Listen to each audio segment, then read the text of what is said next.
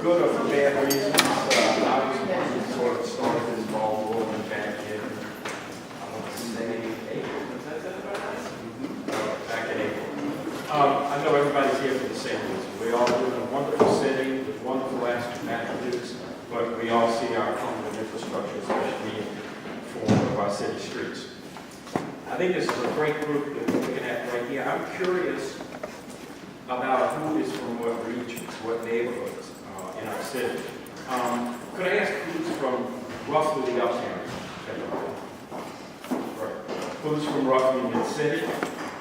Who's from Lakeview? Who's from out in the east? Who's from the west end?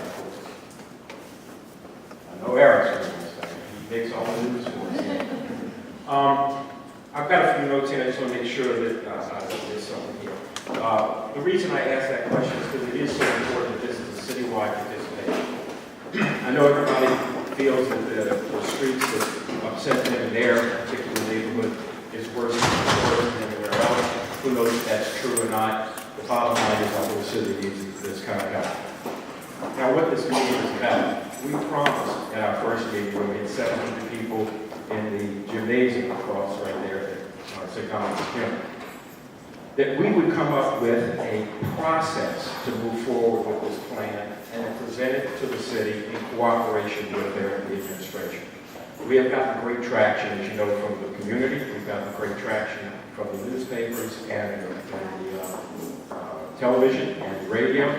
And now we're at the point where the good news is we've gotten traction with the administration. They are meeting with us now. They have been involved in back and forth discussions. Some of our board members will be meeting with them this week. And we see that we will be able to get this one-on-one back and forth, not only to disseminate information about what the city's doing, because they are doing good things. There's about $240 million worth of FEMA work that is going to begin in the next couple of weeks in the city. But as we all know, that's probably about 1/20th of what the value of the real repairs are. So we promised, get back to what I was saying, we promised at the first meeting to explain how we would have committees. And that is what we're going to roll out tonight. We're going to explain what committees we think are necessary. We're going to explain how they're going to be manned. We're going to introduce you to the people that are going to be heading those committees. And then we're going to be asking for community input and participation in those committees as well.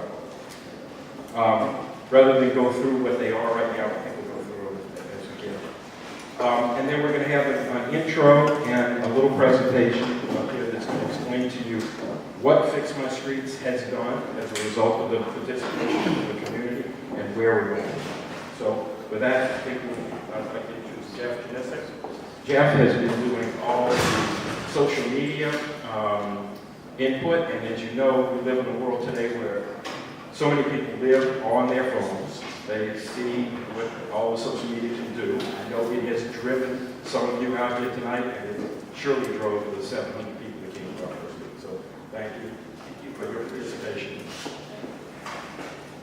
So yeah, we're here to explain what our behind-the-scenes plans are, but figured to catch you up on what Fix My Streets has been up to. We started in May of 2014, as you know, with Robert getting fed up and creating these really famous red yard signs. That got on the news, and that really stirred up New Orleans, which led to action and formation of what Fix My Streets is today. We had a bunch of yard signs printed and handed out later in May, as you can see right there. I think that's Keith's son, who works with Mr. Lupo, doing a good job of holding that sign up. But we handed out, I think, maybe 100 signs at first, and we saw that there was actually a huge wave of people that wanted to be part of this. So we moved on from that and organized the first town hall meeting for Fix My Streets, which was here in July, and over 700 people showed up, which was amazing. And also, the city actually showed up. City people actually showed up. The mayor did not, but they showed up to find out, and I think see the power of you and everyone else in this community that are really upset about our streets. And I think we really proved the point to the city that y'all should start listening to this. This is not just a yard sign. So that was a huge, huge success. From that point on, it just kind of grew to more of an uproar. Social media kind of led us to August when Mayor Landrieu hosted his series of budget meetings. And that is where I think Robert finally got a chance to kind of break the ice and start talking to them. And they actually listened. They took a lot of what I believe we were putting out there and kind of rolled that into their presentation. I really feel like the city heard what y'all were saying and said, we do need to start getting organized about this. So that was a good scene right there, to actually see the mayor and Robert speaking. We went to the West Bank shortly after that. This is October. We organized a meeting over there because the thing we were finding out is it started here in Lakeview, but Fix My Streets, this is all of Orleans Parish. It affects everybody. Every single neighborhood has got a street that is messed up. And in some cases, all their streets are messed up. But we want to make sure that everybody knows that we're trying to work for the entire parish. This is not just, let's figure it out for Lakeview or the West Bank. Let's figure it out for everybody. So that was a really good success to go over to the West Bank and kind of engage some people over there. And from that point on, we started to form our board. Okay, we started looking for folks who come from different backgrounds and could actually help us. What do we need to do to get the streets fixed? Okay, for so long the city kept saying, we'll figure it out, we'll figure it out, we'll figure it out. We figure, let's make a plan. So by forming our board, this is, and you'll get that a little bit later on tonight, this is exactly, I think, the way to get this done, is to expedite things with the city. So that's our board right there, nice little boardroom action going on. That led to brownies. I'd like to bring up Mr. Eric Sanji from the West Bank in Algiers. He, because of making brownies, spoke with the mayor indirectly, and I'll let him kind of explain how he did that. This is a man who's very, very passionate about this cause. And if you've been to Algiers, he's from Bocage, they have some messed up streets. But he actually got some things done. Eric, how'd you do that? Well, we got, first off, just getting involved with the campaign. My son-in-law has Anytime Fitness out here in Lakeview, over on Robert E. Lee, right near Mr. Lubo's office, and he started seeing the signs pop up around the city, and said, our streets are just as bad as theirs. This isn't a Lakeview issue only.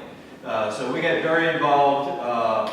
We brought the campaign. I personally got a lot of signs handed out in Bocage. We got the news media back out, to cover, in addition to the stuff that y'all done over in this Lakeview area, the stuff that we've done in Bocage. We did a sign day at the site that this is at, and this is one of those things where this was at a spot where we had grass growing in the street, okay, for 15 years, and we've asked time and time again over the years to get that fixed, and could never get it fixed. And it turns out that we've all seen, all of us on the board, the mayor, right after the campaign got started, told us a great deal about, oh yeah, we're doing this, and this, but all of that was already projects that were in the pipeline. It was just about all FEMA money that was in the pipeline, and they still didn't have a plan for what they were going to do once the FEMA money drops off.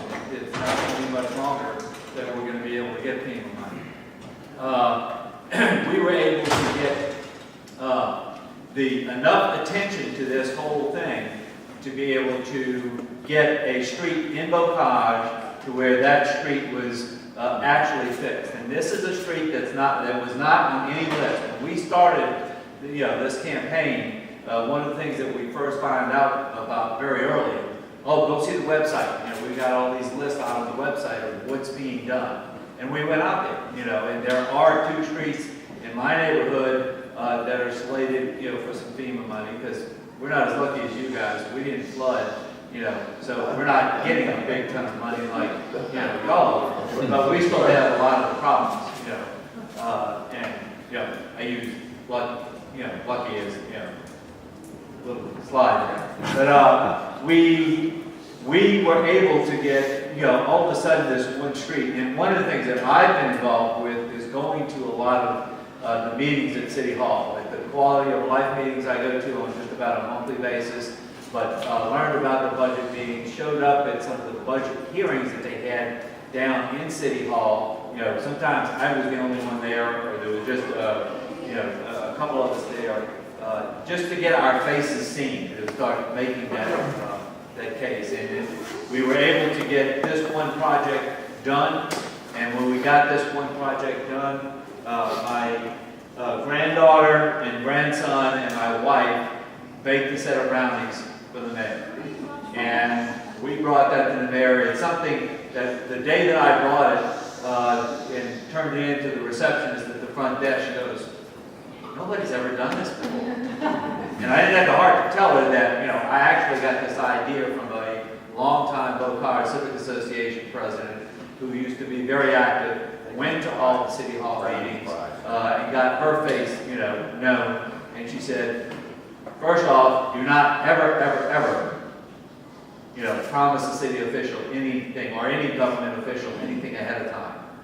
Always give them something after they get done what you want done, and make sure that it's food. She said, I always use brownies because they're going to eat the evidence.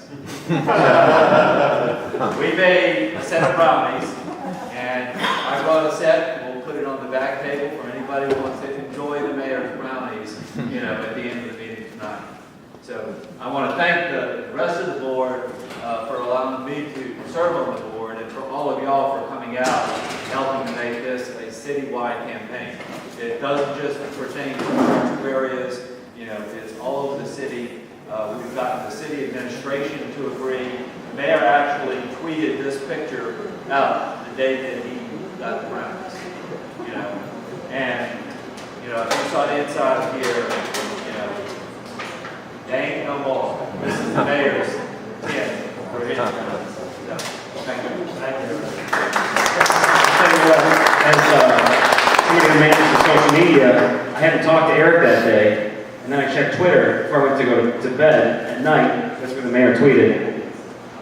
And he's talking about brownies from Fix My Streets. And I was like, what the heck is going on? Where did this come from? But he's a man who gets things done. So having him on this board is fantastic. That's why you guys are here tonight. And then I think lastly too, Christmas time. One reason why I think this campaign has worked so well is because, as you know, New Orleans has a great sense of humor. We're very sarcastic.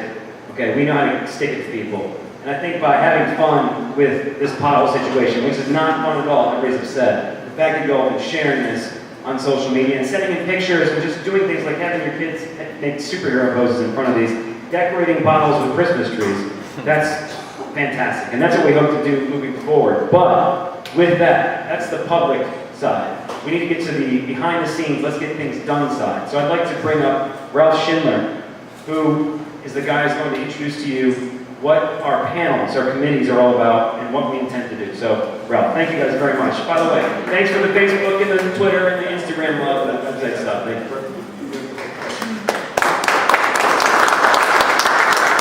Hello, my name is Ralph Schindler. I'm on the board for Lakeview as well as the board for Fix My Streets.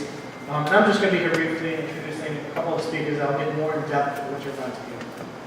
It's important to remember that this conversation about streets started a long time ago, long before May of 2014 when this organization started. And if you sat in someone's backyard and you asked them a question and you start talking about streets, you would have heard a million different ideas and a lot of criticisms. And this organization's formed to start bringing clarity in an organization to those thoughts. So, when we started, it was very loose, it was very organic, as Jeff mentioned, and we started with the yard sign. And for a long time, it was very haphazard, we were shooting from the hip. But as we started growing as a board and organization, we started asking the question, well, how do we bring this a little bit further? How do we organize in a way that's going to be more effective to get things done? So we took a page of all the different ideas that we heard and all the criticisms, and we started looking at those things and saying, all right, of these 100 or so ideas, how can we start organizing them into groups to start answering the questions in order to start solving the problem? And we've heard from the city, it's a very large problem. Freddie's going to get into the construction element of that, which is a lot of what the city's been talking about. But essentially, when we looked at those 100 or so questions, a certain pattern emerged. There are three core organizations, panels that we're going to call them, have jumped out that we could form in order to sort these questions out and then start answering them one by one. So briefly, the primary one, which everybody's kind of more concerned with, and a lot of the information in the city is based on construction. How big are the streets? How long are the streets? How big of a problem is it? And they also talk about money. But first and foremost, Freddie's going to get up and he's going to talk about the magnitude of the physical problem. After him, we have a panel called the gap research problem, and essentially this is the distance between what the city claims is the monetary value of the problem and the actual money that's in our pocket to fix the streets. It's a huge gap. It's probably more like a crater or a Pothole. it's probably bigger than a pothole. But there is a very significant gap, and many of the questions that we have are, what's the real size of that gap? Is it 9 billion, is it 7 billion, is it 2.5 billion, so on and so forth.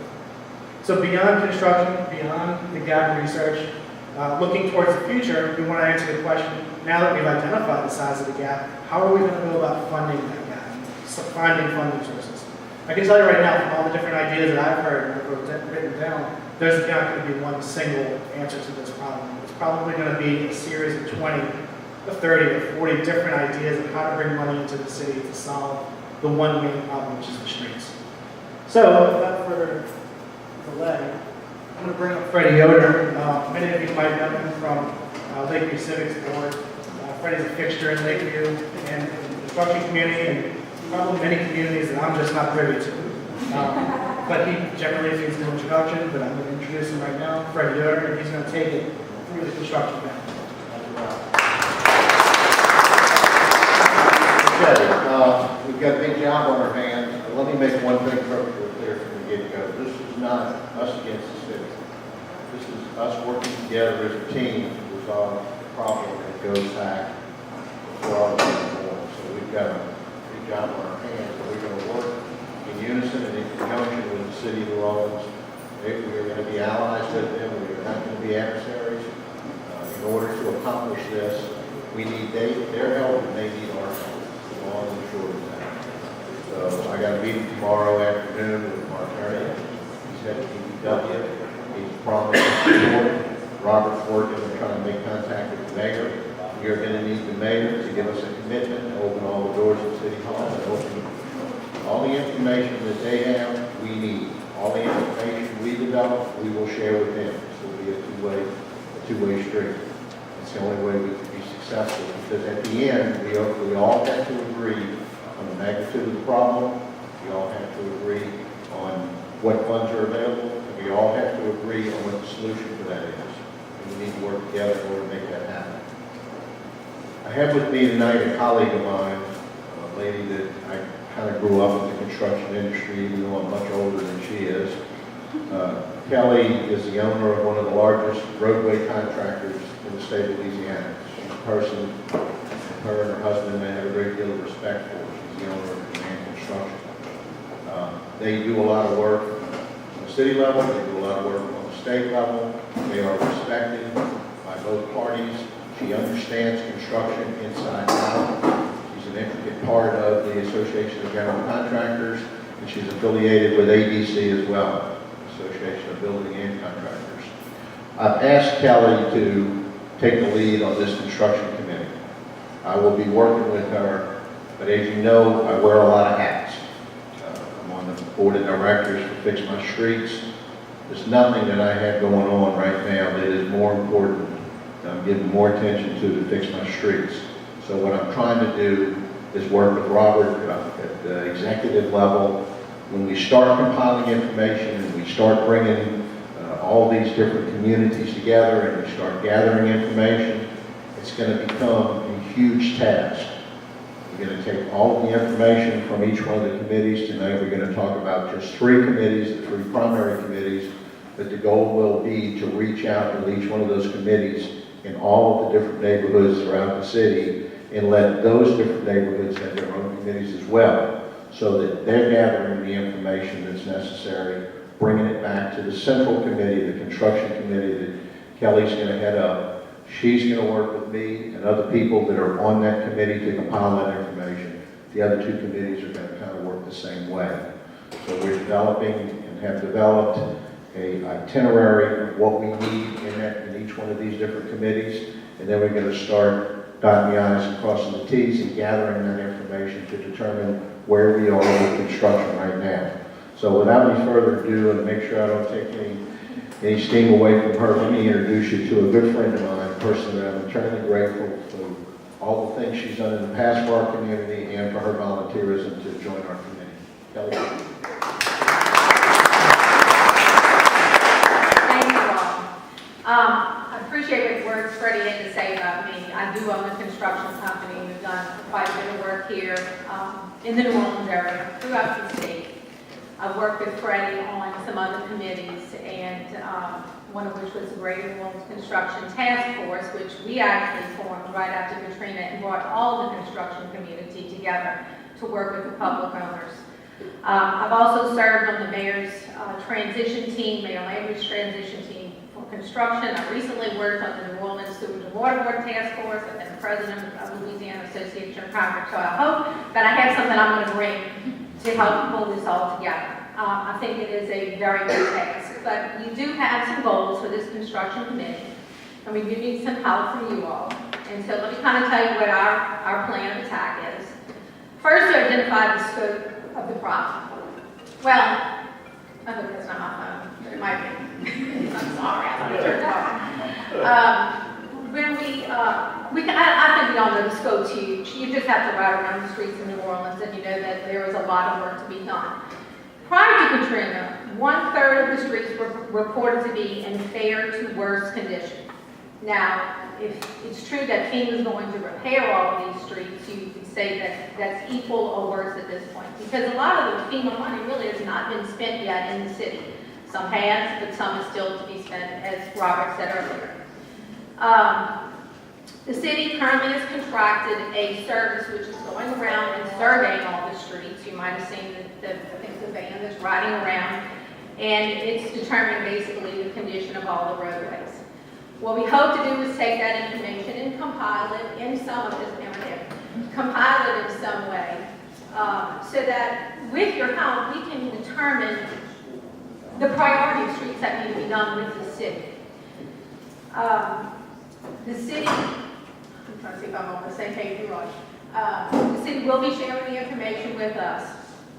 And like I said, we want this to be the first goal of this committee, to identify where the worst streets are and where the money needs to be spent. The next thing is, what is the cost to repair and maintain the streets? Now, the city has said there is $9 billion of work that needs to be done. For you all that do not do construction work, let me put this into some sort of proximity for you of how much that is. The state of Louisiana has between 10 and 12 billion in backlog of work that needs to be done. If the city needs 9 billion, and I think that needs to be determined, that is a lot of money. But there's also been reports it's 2.5 billion. So one of the things we hope to do is to get a firm grasp on what the cost actually is going to be. There are questions that need to be answered with regard to the recent rate increase by Sewage and Water Board and what work they're going to do and how all of that money ties together with this. I'm trying to see if I'm still on the same page with you. Certainly we need to know how much needs to be spent once these streets are repaired for maintenance. Maintenance is something that almost every public owner neglects, and there just is never enough money for that, but certainly there's no point in repairing roads that you can't maintain. Lastly,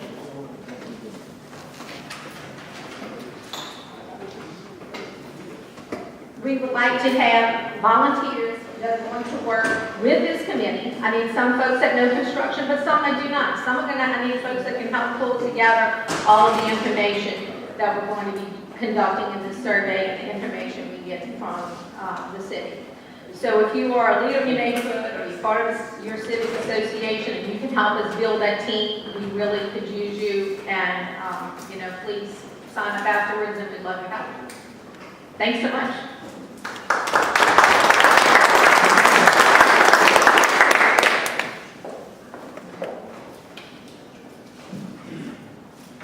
Hi, I'm Anne LeBlanc, and I'm going to talk about the next committee. I am on the board of directors for Fix My Streets. I just finished being president of LCIA for 2 years, and I wanted to follow up on something Ralph just said. In that role as president, I got so many people complaining all the time, complaining. And so many people complain about the streets, but you guys are here, and I thank you for being here, because you're here to get information, be informed, be empowered, and I think it's really great that you're here. All right, the committee that I'm going to chair, with help from a lot of people on the side, is the GAP Research Panel. And basically, this is a panel that I see when we first met. It's so important that we have transparency. If at the end of the day, we have to go and ask the voters to approve some kind of measure to fund the streets, they're going to want to know, has every dime that is available already been spent? So our goal with this committee is to do that. You know, uncover every rock, make sure every dollar that is available is spent on streets, and that the priorities are where they need to be. So we are going to use resources like BGR, Peter Reichard, I'm sure I butchered your name. He's already sat down with me and given me a lot of information, a lot of reports that have been issued by BGR, and I believe some reports might be in the pipeline on this issue. And it's incredible information that we are going to use and we're going to start with. So we're going to begin with the actual dollar amount that the construction panel comes up with. Then we're going to look at federal, state, and local funds that may be available and determine the gap. That seems very simple, right? I don't know if it's going to be nearly that simple, but we're going to try. As I said, we're going to reach out to BGR and other resources to determine what are the funds, what are the resources. I'm a volunteer, I'm an attorney and a mother. I didn't know much about CDBG. I still don't know what it is. I mean, there's so many things we're going to learn in this process. So we're obviously going to have to draw on people like BGR, other folks behind the scenes, and we will. We're going to realize our own shortcomings and reach out to the experts. From those reports, we're going to determine things like I just mentioned, CDBG. In one of BGR's reports, they analyzed the money that was received from those funds, and I think this is pretty fascinating. This is the kind of information BGR brings to the table. $290 million was collected or contracted in those funds, but 6.7 were for streets. That's an interesting, point. And they raised in one of their reports, I believe it was 2010, they recommended diverting $120 million of that money to infrastructure. That was recommended, I think, 2010. The question we would have as city leaders who we're going to meet with on a regular basis is, did you do that? Did you think about that? If not, why didn't you do it? We've also learned that CDBG monies can be used for street repairs. I didn't know that till just the other day. So is this a federal source of money that we can use? Also, certain reforms have been recommended over the years. One we think is happening, and maybe two has also happened as well. One is combining sewage and water board and DPW under one person or one director. And that is supposed to make things better coordinated, where you're not tearing up a street that was just fixed by DPW because there's a sewage and water board leak. So that's very good news. The other thing that was recommended was the pavement assessment. That van that we showed you a few minutes ago, that's the pavement assessment. Now, of course, that was recommended in 2008, and we're in 2015, but, it's good. Things are happening, and we want to push for further reform, because if we're not doing it efficiently, no one's going to want to dig into their pocket for one extra penny. The other questions that have been brought up in the research that has been done, what other funds are available? What about parking ticket money? That's kind of related to infrastructure. What about camera tickets? The one over here that I've gotten 5 of on Canal Boulevard. I was glad they put that to a better street. Also, apparently other cities, and this is something I never knew about, but fees are charged to utilities for excavating and then having to repave streets. And then when they make violations, they get sanctions. And apparently that's a good pocket of money that other cities use. Now, why aren't we using it? So we're going to ask for volunteers that like to research and like to think and like to form relationships with city officials, because we are going to be sitting down with city officials on a regular basis. We feel there's going to have to be an ongoing dialogue, and as Freddie said, nothing's going to get done if we don't have a partnership with the city. Also, very important, is anyone here a president of a civic association or a member of a civic association? Okay, great. Well, we would like you guys to be a conduit of information to your folks. You know, maybe at your next meeting, you can say, we attended this meeting, this is what was rolled out. If you want a copy of the PowerPoint presentation, I'll be glad to email it to you. And we really think that's going to be important for this really to get off the ground, is for all of us to be together on it. So that's all I have to say. Next up is the committee that's going to talk about, once we determine this gap, the real gap, you know, honest to goodness gap, how are we going to pay for it? And that's going to be Glenn Steck.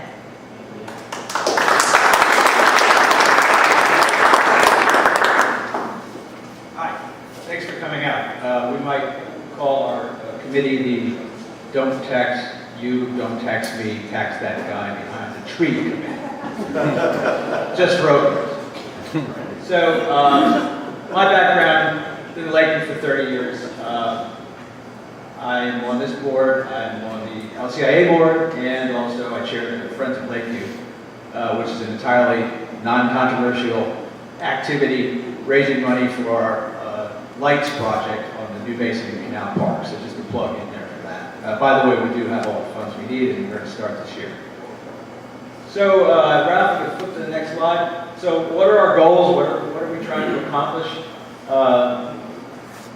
We're going to have a bit of a delay. I mean, I don't think we need to have any delay in terms of organizing, because this project is going to take a lot of time. But we're going to use the real information about the real costs from the construction committee. We're going to take the gap research panel information and see what we really do have to spend, and then we should have a number, and it may be a very large number for a very long time. But we're going to have an opportunity to find various sources of potential funding for our city streets. So after we got 20 ideas or whatever number of ideas, you know, bonds and taxes and all the other usual things that the way that infrastructure is paid for everywhere, we'll rank what we feel might be the most successful opportunity. How much pain we would recommend to inflict on all of us to accomplish this, and then the relative success of accomplishing those types of things. And then that information is going to be disseminated the same way we're disseminating information here through meetings, through our social media, our website, newspaper, television, all the usual stuff. So here's some ideas about potential funding. So realistic property assessments. I feel we're pretty much almost there. It may not be a citywide thing. I think that the property assessments, from my point of view, are pretty realistic on the property I own. So I think that that's something to look at. Historically, there's, you know, the only guy that got the new, the high number is the guy that just bought the house. So he's assessed at what he just paid for it. But there's a tremendous lag for everybody else who's owned their home for a much longer time. So there may be some opportunity there. Reducing or eliminating homestead exemptions, you see the amount of money that's involved on an annual basis. From 2011, it's $384 million. I'm sure that would go a long way to paving some more streets. But you see in the third paragraph, what that would mean to an owner of a house worth $200, and frankly, you can find me a $200,000 house in Lakeville, I'll buy it.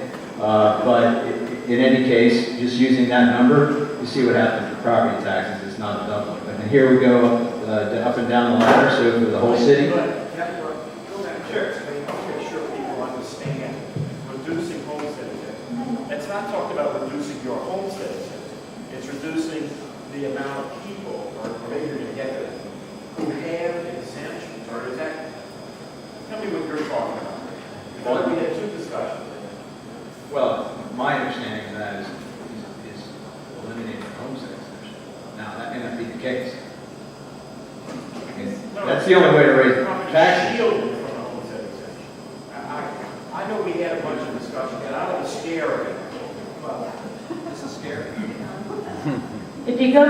that second point, reducing homestead exemptions. That's the number that is in the BGR information about homestead exemptions. The next bullet is something different.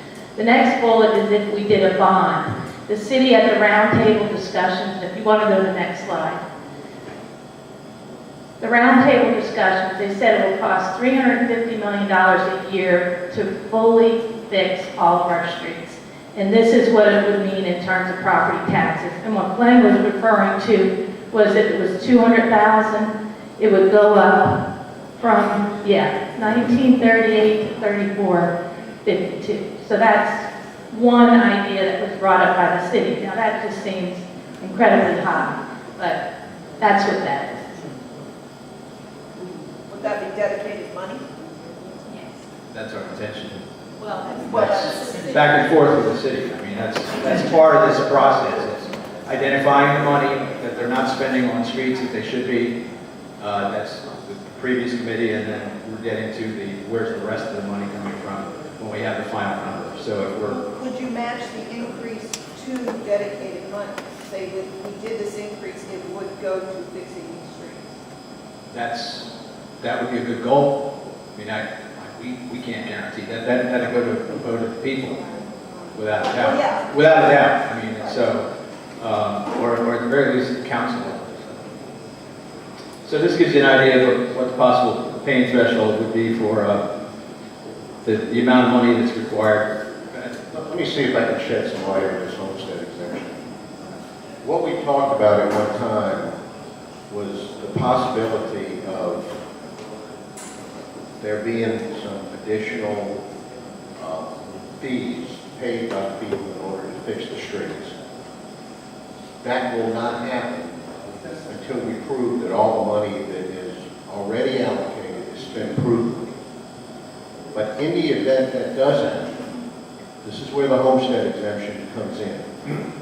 There would need to be, from our perspective, a guarantee, and the homestead exemption could be the mechanism to do this, that the values of those properties that will go up once the street quality improves will not be affected as far as your tax is concerned. For example, if it is decided years down the road that there will be a potential fee that the people would be willing to pay to help that gap, you can't expect the people to pay a fee, fix a street, make it like brand new, your property values go up, and then suddenly you end up with more taxes. So, I would not even think about it, nobody on this board would think about asking anybody to do that, where you shoot yourself in the foot. You pay a fee, get better streets, and suddenly your property values go up because everything is great, and you end up getting a double whammy. So, what I think was being talked about with this homestead exemption was a mechanism to prevent that from happening if years and years down the road we get to the point where that proposal gets thrown on the table. So that's kind of where we're at. And I'm not even saying we're going to ask anybody for a fee. But in the event it comes to that, this homestead exemption mechanism to keep everybody's taxes down for a period of time, because they've already wrote a check and paid a bill to get the streets fixed, which the city should have paid for, they're not going to be doubly impacted. I don't know if that makes sense to everybody, but that's one thing that we talked about as a board, and we assured ourselves that we would never let that happen to the community if it got to that point. So I don't know if that sheds any light on this homestead exemption, but that would be the mechanism used in a road that we would try to prevent that. Okay?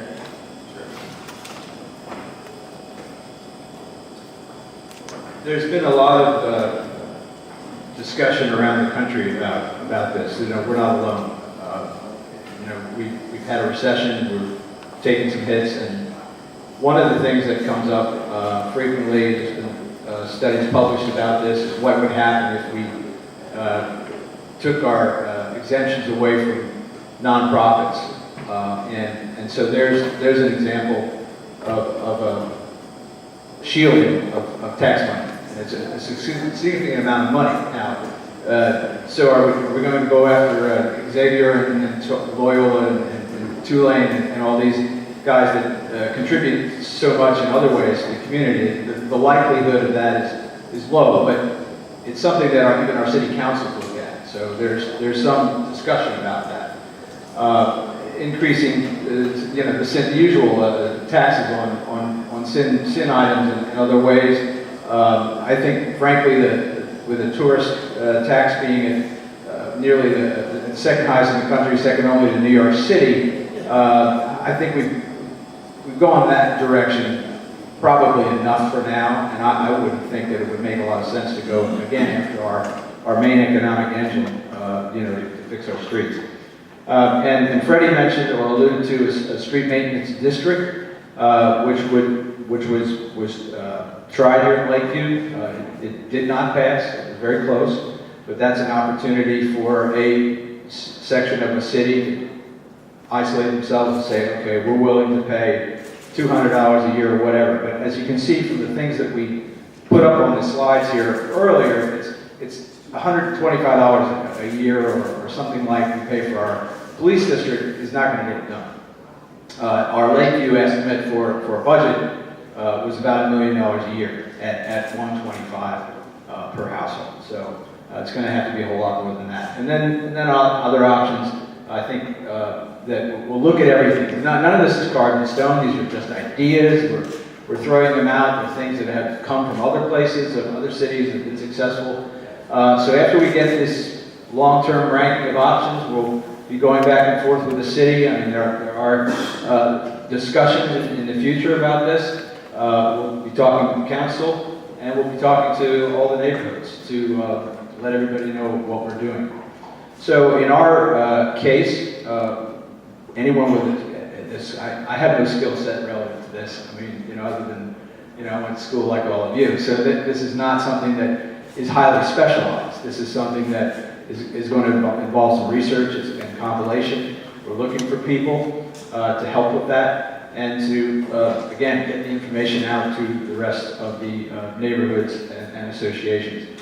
And I'd say if you feel like you're entirely too popular and you have too many friends, then just join our committee and we will take care of that for you. Thanks so much.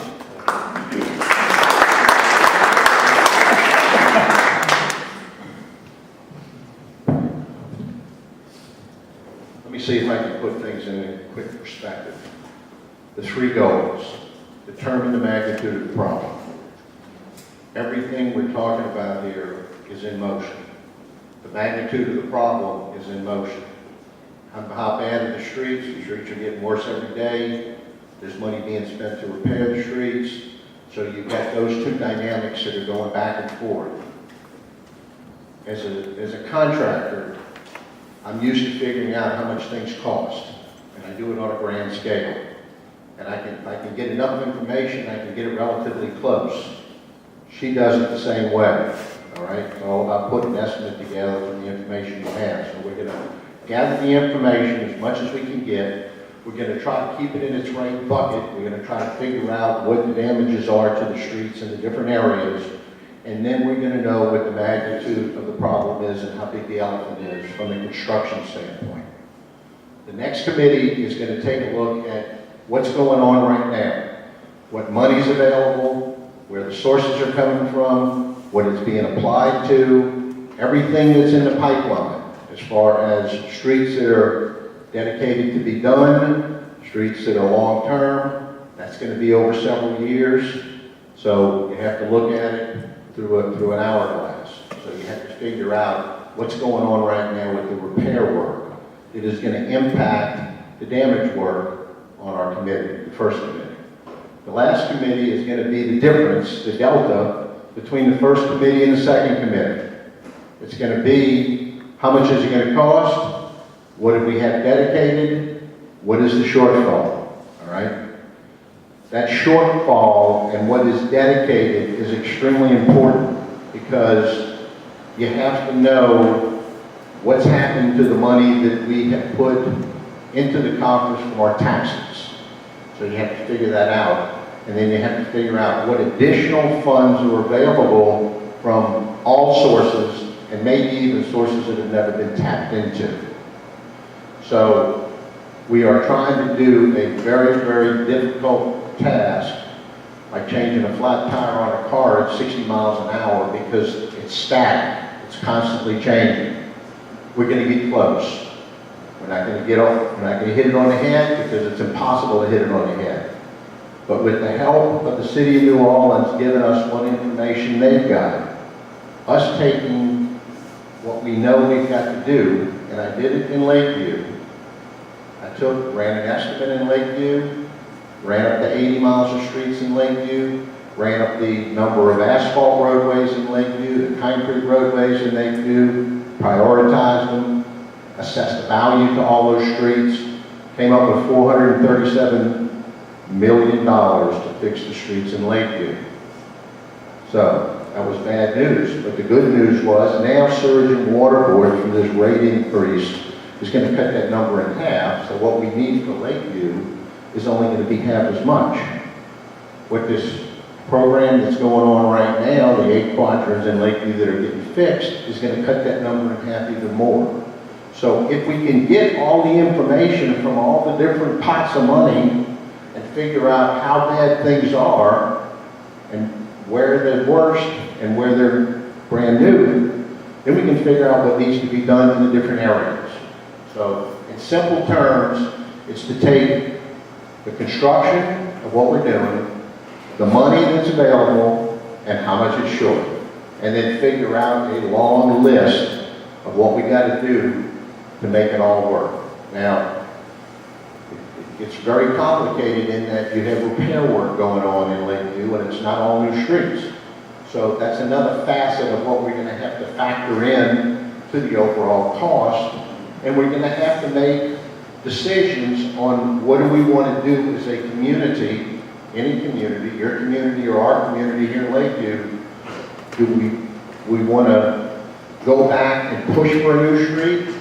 Or do we want to settle on the repaired street that's 100 times better than what we have for the sake of other communities that maybe can use the money? And there's going to be those types of philosophical decisions that are going to have to be made. So this is not cut and dry by any stretch of the imagination. And what we're trying to do, some people would say, Freddie, it's absolutely impossible. But I think we can get our arms around it. I believe we can. Any community or any city that can recover from a Katrina when people said you couldn't can do what we got to do here. I believe that with all my heart and soul. But you know what? You guys are the answers to this. We're just a small group of people that are dedicated to a cause, but we need a lot of people. It's going to take people with every skill set in order to get this done. Everybody. It's going to take people that have never volunteered before, never sat on committees before, think they don't have any skill sets that they can bring to the table. So it's going to take everybody. But we're here to formulate a plan, modify it on a daily basis, get it so that we're comfortable with it, and make sure the city's comfortable with it, because we need buy-in from the city. So that's where we're at. Robert? Thank you.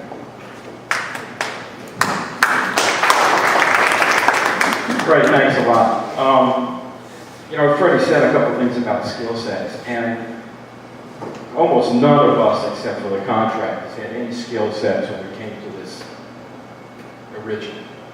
But we have found out some very positive things. The problem that we thought might have been $9 or $7 billion, as we find out all these different programs that the federal government, the state government, and FEMA are involved with, the problem keeps coming down. That's really the good news that I can deliver in mass to everybody tonight, is that the problem isn't as huge as it was because there have been dollars already allocated to this stuff.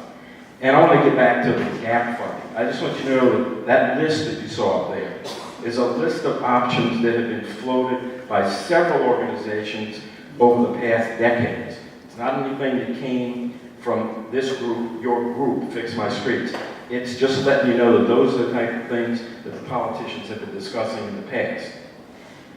And when we talk about this just being a small group that started this, behind the scenes there are some very, very powerful civic organizations that have been involved in this, like BGR, that are behind the scenes, that are going to be helping this process along.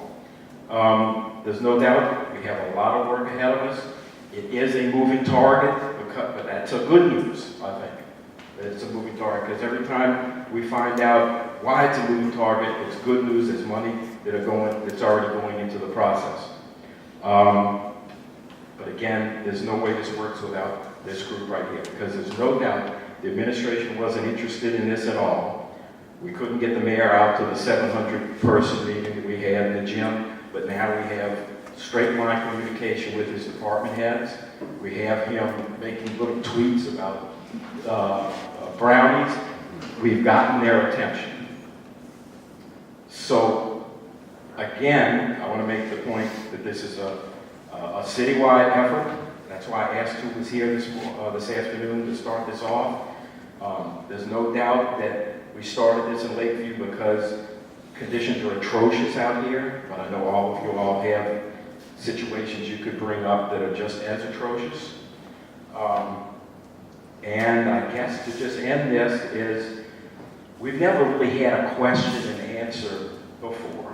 And I know I didn't discuss this in my board, and I hope they all don't look at me like I've lost my mind. But I'd like to field a couple of questions, not that we can answer them tonight necessarily, but we'll put them down and through social media answer some questions if they're important tonight, please. As a volunteer, what kind of time commitment when we talk about joining a committee? Like, how often do you all anticipate that each committee meet? You talk about fluid, right now it's about as fluid as it can be, because we'll talk on a Monday and go, gee, this is coming up next week, we need to have a meeting, we're going to get together. That will be more regular, but I think we're talking about every 6 weeks. I would say whatever time you're willing to commit would be appreciated. Well, yeah, no, that's the bottom. It's whatever you're willing to do. But if you're talking about whether these committees should touch base, and you got to realize nowadays we can meet, over conference calls, we can meet with emails.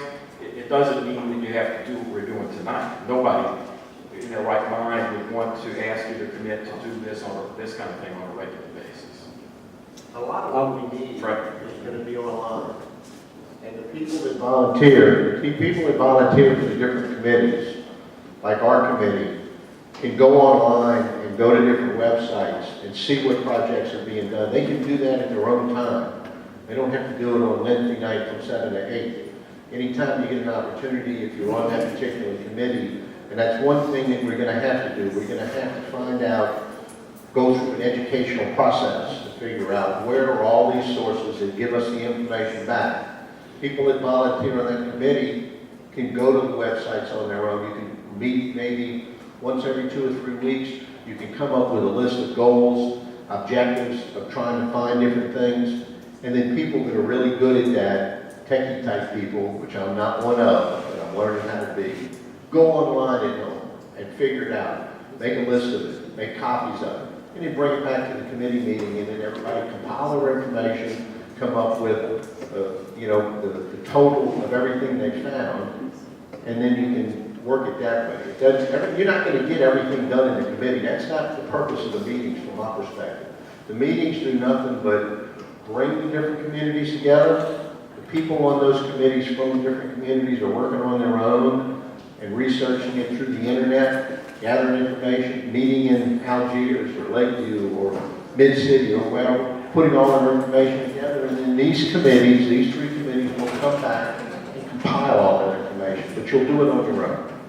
And then the board will then be meeting with those public officials and bringing your questions and your concerns and your answers to them, and then getting back an answer from the city as to how they feel about those questions and concerns.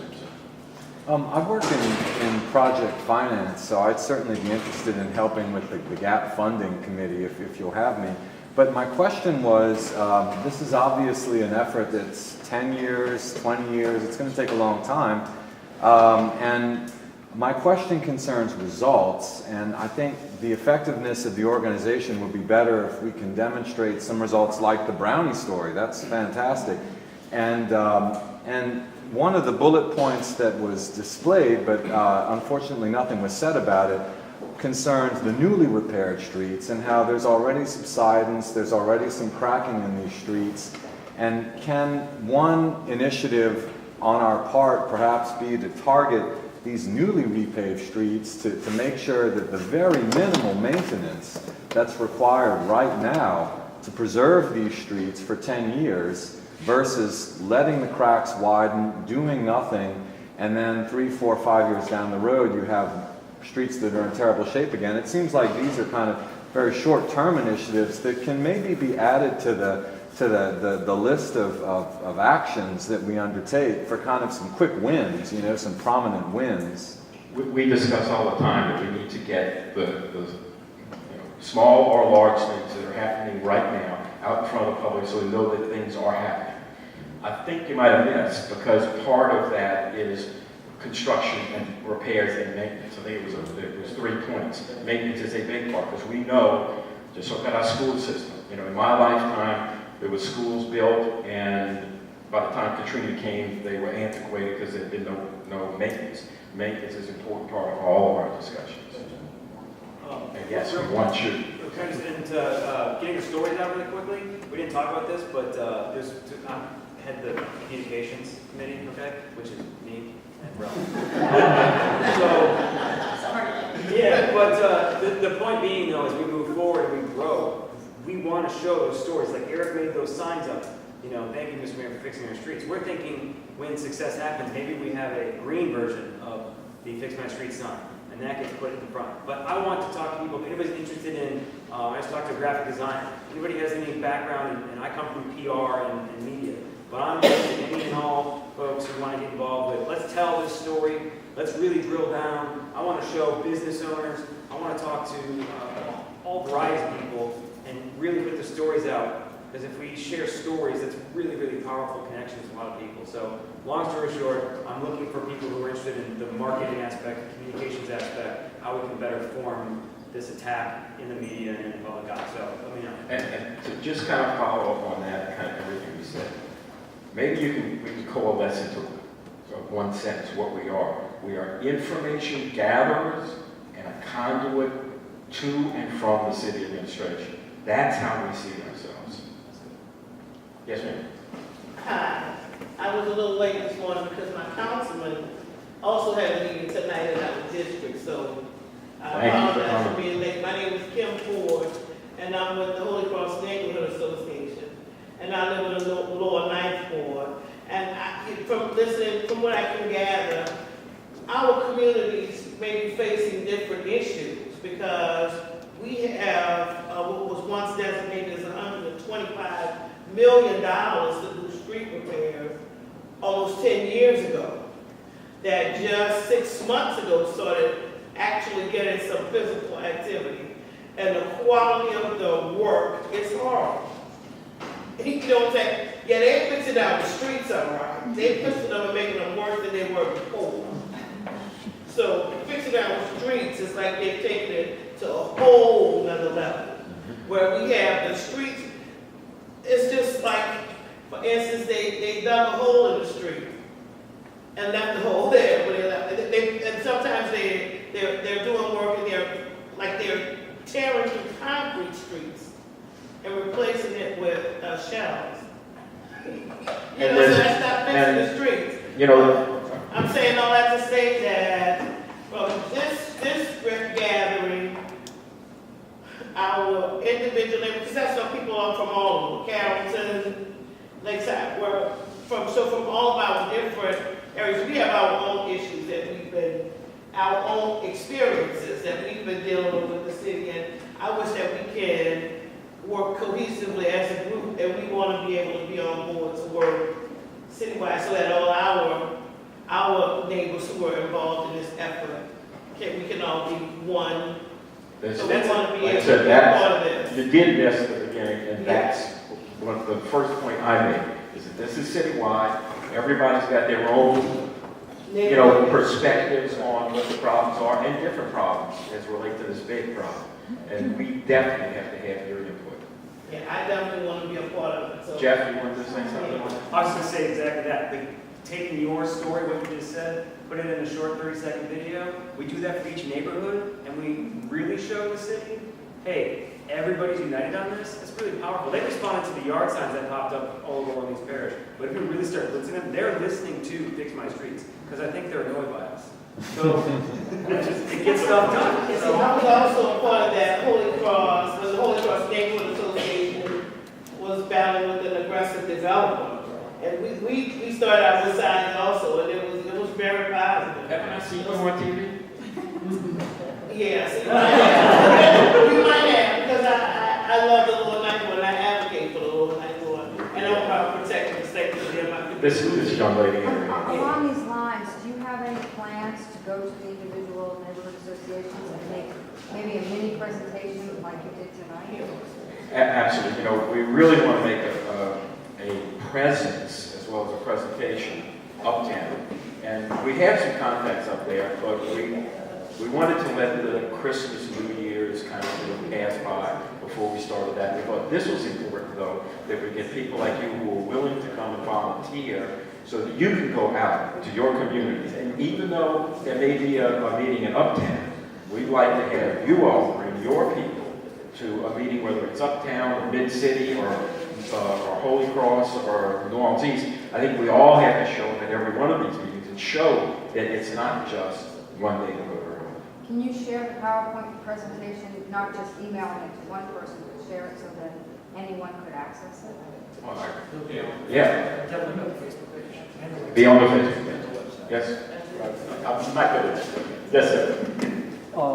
I'm from the Carrollton area, and one of the things that I think might be an interesting aspect of what the concept that you've talked about, I can see that you're all at the 60,000 feet level, okay? Some of us are at the 30,000 feet level, and at the 30,000 feet level, there are some of us who are at the beads, okay? So having said that, the issue really is, how do you, as an organization, really pick up that diversity of concerns, diversity of needs, and operate like a network, which is essentially what your concept is about, trying to seek information and be a conduit to City Hall. The reverse process also needs to happen, which you have not spoken to, but let me finish, is really to say that look at it more as a franchisee, as a group that you are forming as a network that has got several arms, because what's going to happen, and this is my experience, being I'm the president of Carrollton Area Network, which is a network of 12 neighborhoods on Carrollton. And you have to allow the franchisees their little bit of independence and concern, because they are going to go to their council members or whoever they can. You can't prevent it. So what I'm suggesting to you in your organizational manner and your networking, please consider those issues, because I think the only way you will get greater participation, be it ENONAC in East New Orleans or any other group, because of their individual parochial sensibilities that are going to rise up. And that is something I believe we need to seriously consider. And at some point, I'll meet up with some of you guys later on, but this is a very, very serious concern. I've run into this when we were doing citizen participation planning process. I've been on several issues, and Robert, I worked with you in the school system too. So some of us have been here long enough, run around the block a couple of times, but it is very, very important in today's context where empowerment at the neighborhood level is at a greater intensity than you have ever seen in the history of New Orleans. And we've got to respect it. I think we saw that too. And I apologize because we obviously didn't make that point that you made so eloquently last night, because that isn't just now, because that is in every one of our meetings. We make this point that you did, not as eloquently as you did, but that this is where the power comes from down in the weeds, as you put it, and everyone's parochial problem, none of them alone. Everybody's parochial problem has to come up from the weeds, as you said. There's no doubt about it. And that's what I think is so important about the group that I'm looking out on right now. Yeah, I just wanted to say that just Of course. And let me let you know, Ann got up here and gave a little talk. Ann is really the spearhead. Yeah. Ann is the one who puts this thing together. Ann is the one who is the most organized of the whole group up here. No, I'm certainly. So if you saw any typos up there, it's my fault. I wanted to address your point because it's an odd bird we have here. We have to approach the city on a citywide front. We're all unified, right? We want to fix all of our streets, but yet we're all concerned about our neighborhoods. You're concerned about Carrollton. I'm concerned about Lakeview. Eric, he is so concerned about Algiers, and he's very passionate about it. So that has been a topic of our meetings frequently. How do we, because the city wasn't going to listen just to Lakeview, we knew that. They're not going to listen just to Carrollton, they're not going to just listen to Algiers. So we somehow have to have this hybrid where we meet once in a while like this. We ask you to communicate our PowerPoints and let everyone know what's going on. But ultimately, we may end up with our own individual street districts. And maybe one neighborhood is the template, and it's a really good, effective template that everyone signs off on. But it takes into account that neighborhood's unique characteristics. And like Robert said, it's very fluid. But I just want to bring up that point. We certainly get it, that we're very parochial, but we're not going to get it done if we're not at some point together in the process. Yeah, Robert, I just want to make a quick point, to the point you made about maintenance. You're right, with DGR. It's important for everybody to realize that we don't spend money on maintenance in this city at all. At all. And when I say not at all, I mean virtually not at all. There is more money, there's about 4 or 5 times more spent on the assessor's office than there is on street maintenance every year. Just to give you one example of many comparisons that I can give you. Baton Rouge spends 8 times, well, last time we looked, Baton Rouge, not a paragon of great public works, spends 8 times more every year on maintenance than the city of New Orleans does. So that's something we're not doing at all. And I think that there are areas like that where citizens can have an immediate impact. The mayor has these budget meetings every year. I've been to several of them. I'm sure a lot of people in this room have been to them. You'll have 50 people get up, and 30 of them will say, fix the streets. Doesn't matter what neighborhood you're in. So that's an area, it's just an area of low-hanging fruit. When 0.5% of the total tax effort of the city, this is a back-of-the-envelope calculation I did the other day, when 0.5% of the total tax effort in the city is going to streets, that means that there's a lot of revenue going to a lot of other places. So there is a long-term, there's a 20-year, 30-year mortgage plan that you have to come up with, but there are also immediate low-hanging fruit areas that this group and with everybody's input can come forward. Thank you very much. Yes, sir. Does anybody here on your group or the city look at temporarily or permanently closing certain streets? Temporary or permanent closures of certain streets? I mean, I know you're working with the city a lot. And what do you really, What do you kind of, maybe I don't understand the Well, question. you've got a street that should, in a normal city, be condemned, and nobody would use it. So you would close it, and something's going to be repaired. Now, there are certain streets throughout the city where nobody uses on the street. They're just connecting one street where people live to another street. But if you go down another block or two, there's a perfectly good street to use to go between those 2 other streets. Right. So in the meantime, just close all these other streets off because they're not doing any good. They're going to take money from other places to fix. And in the meantime, my house is shaking You know, because the people are driving, you know, these things, these streets aren't made for buses and dump trucks and all kinds of stuff, and they're going through that street anyways, and how fast? And yet, those streets should be closed. I asked 2 years ago for the city to close the street, they said no, it was an egress area. And I was like, you know, it's ridiculous. Thank you. And it would Thank be an easy fix, but it's not easy. Yeah, I'm sorry. The gentleman in the white jacket. My name is John Patton. I grew up in Pontchartrain Park and I live in New Orleans. I just wanted to mention this, maybe public relations campaign. I've spent since Katrina, I've spent about $2,200 on my front end, busing up, you know, driving through Pontchartrain Park and other neighborhoods.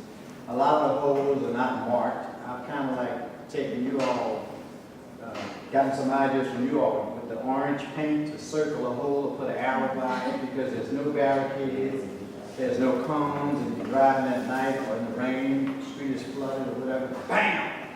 $2,200. And I'm retired, I just retired a couple of years ago, so I'm on like a fixed income. And that $2,200 over a period of years, since Katrina, has really put a dent in my finances. You know, I have a 2014 Nissan Altima.